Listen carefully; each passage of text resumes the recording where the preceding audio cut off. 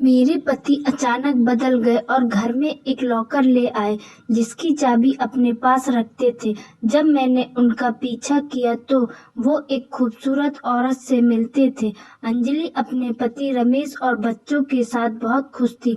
उनके 2 बच्चे हैं, एक लड़की और एक लड़का। बड़ा लड़का अभी 10 साल का है, लड़की छोटी है 7 साल की। एक मिडिल क्लास परिवार है।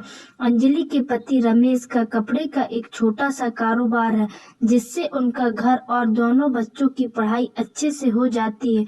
रमेश अपने बच्चों और पत्नी को बहुत प्यार करता है। अंजलि अपनी छोटी सी दुनिया में खुश थी, लेकिन फिर उस एक दिन से सब कुछ बदलने लगा है।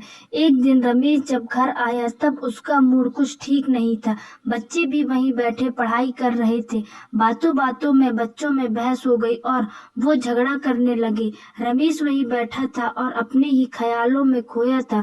उनको झगड़ता देख रमेश को गुस्सा आ गया और उसने उठकर अपने बच्चों को एक एक तमाचा लगा दिया। अंजलि किचन में से आई। बच्चों और अंजलि के लिए यह बात बड़े ही आश्चर्य की थी, क्योंकि रमेश ने आज से पहले कभी अपने बच्चों को मारना तो दूर की बात, जोर से डांटा भी नहीं था। हमेशा उन्हें प्यार से समझाता था, लेकिन आज उसे क्या हो गया था। अंजलि ने रमेश से बात की, क्या हुआ आपको, कुछ बात है क्या? लेकिन वो गुस्से में कुछ नहीं बोल कर वहां से चला गया। अंजलि को पता चल गया था कि जरूर कोई बड़ी बात है जो रमेश को परेशान कर रही है। कुछ दिन रमेश का स्वभाव ऐसा ही रहा। इस दौरान रमेश अपनी चीजों को लेकर भी कुछ ज्यादा ही पर्सनल हो गया था। उसने अपनी एक अलग लॉकर रख लिया था जिसकी चाबी उसी के पास रहती थी। अंजलि को यह पता था कि रमेश उसमें कुछ रखते हैं, लेकिन वो रमेश से इस बारे में बात नहीं कर पा रही थी।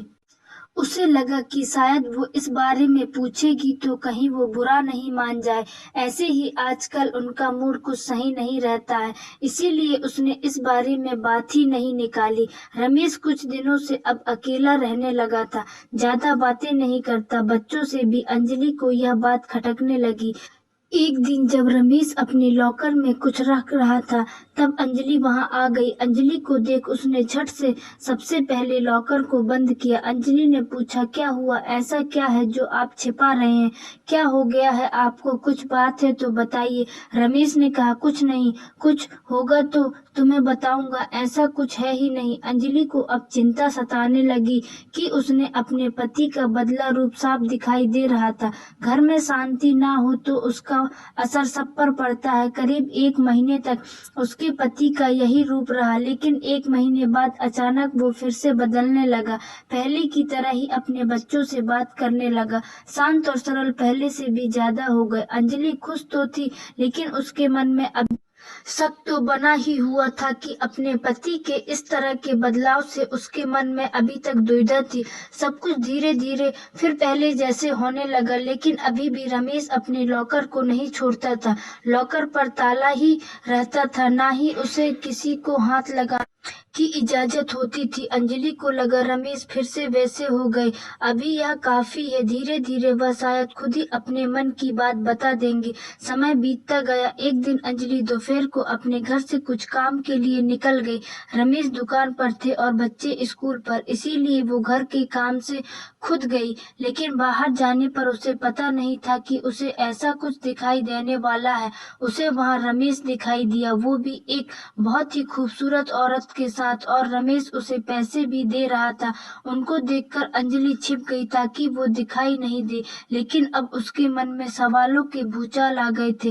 तरह तरह के ख्याल आने लगे कि इस औरत की वजह से ही शायद उसके पति में बदलाव आया है।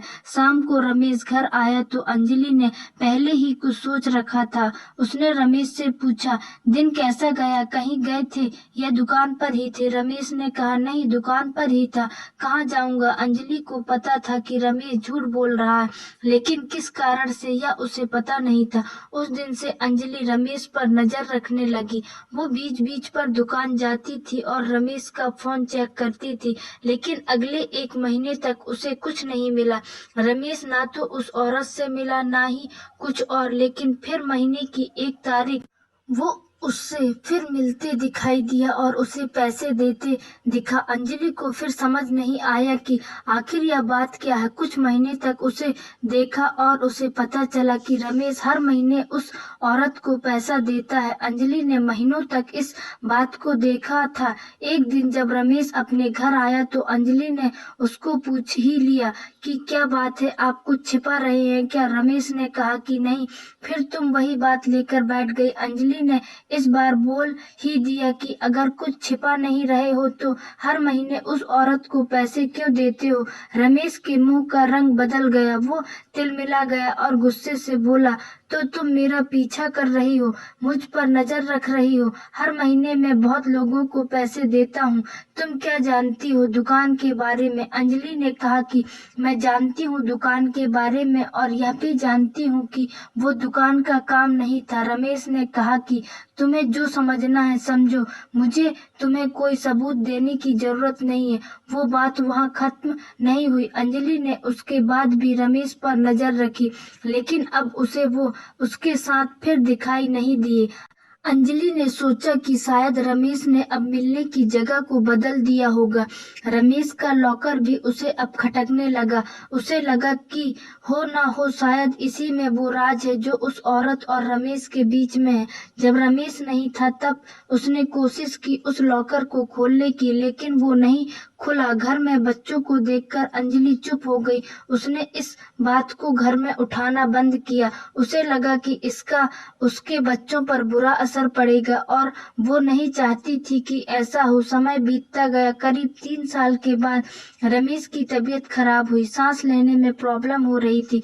रमेश अपनी पत्नी के बिना बताए अस्पताल गया था और करीब 1 या 2 दिन बाद वापस आ गया। घर में किसी को इस बारे में उसने नहीं बताया। 2 दिन बाद जब वो घर आया तो अंजलि उस पर टूट पड़ी। बोली कि क्या हालत बना रखी है, कहाँ थे, ऐसा क्या है जो आप इतने सालों से छिपा रहे हैं? आज मुझे आपके और इस लॉकर के बारे में जानना है। रमेश ने अब सच बताना सही समझा। उसने लॉकर खोला और उसमें से फाइल निकालकर अपनी पत्नी को दिखाना शुरू कर दिया। सब देखकर अंजलि के पैरों तले जमीन निकल गई। उस फाइल में उसकी बीमारी और अस्पताल के पर्चे थे। रमेश ने बताया कि आज से ठीक 4 साल पहले उसे पता चला था कि उसे एक गंभीर बीमारी है और ज्यादा दिनों का मेहमान नहीं है। इस बात ने उसे तोड़ दिया था। उसे चिंता सताने लगी थी। वो यही सब में डूब हुआ था और चिड़चिड़ा हो गया था। यह सब हो ही रहा था कि एक दिन दुकान के सामने उसे एक औरत दिखाई दी जो कि भीख मांग रही थी। उसे देखकर उसे दया आ गई। उसने उससे पूछा कि क्या हुआ बहन, देखने से लगता है कि तुम अच्छे घर की हो और फिर सड़क पर इस तरह भीख मांग रही हो। उस औरत ने अपनी कहानी सुनाई। कहा कि वो अनाथ थी। उसके पति ने उससे शादी की, लेकिन उनके देहांत के बाद उसका वहां रहना मुश्किल हो गया था। उसे वहां के लोगों की नीयत का पता चल गया था, इसीलिए वो कैसे भी बचकर अपने 2 बच्चों के साथ वहां से यहाँ इस नए शहर में आ गई। यहाँ उसे गुजारा और रहना मुश्किल हो रहा है, इसीलिए मजबूरन उसे भीख मांगना पड़ रहा है। रमेश को उस समय लगा कि अब उसकी जिंदगी कुछ ही समय की है, इसीलिए उसने उसकी मदद करना शुरू किया। उसे और उसके बच्चों के रहने को घर और खाने की व्यवस्था की, साथ ही हर महीने उसे पैसे भी भेजता रहता है। उसने न सिर्फ उसकी बल्कि औरों की भी मदद करना शुरू किया। रमेश भी आश्चर्य से भरा रह गया था कि इस दौरान उसे पैसे की कमी नहीं रही। साथ ही जो बीमारी उसे कुछ दिनों में खत्म करने वाली थी, उसकी इस अच्छे काम की वजह से उसे अभी तक जीवित रखे हुए है।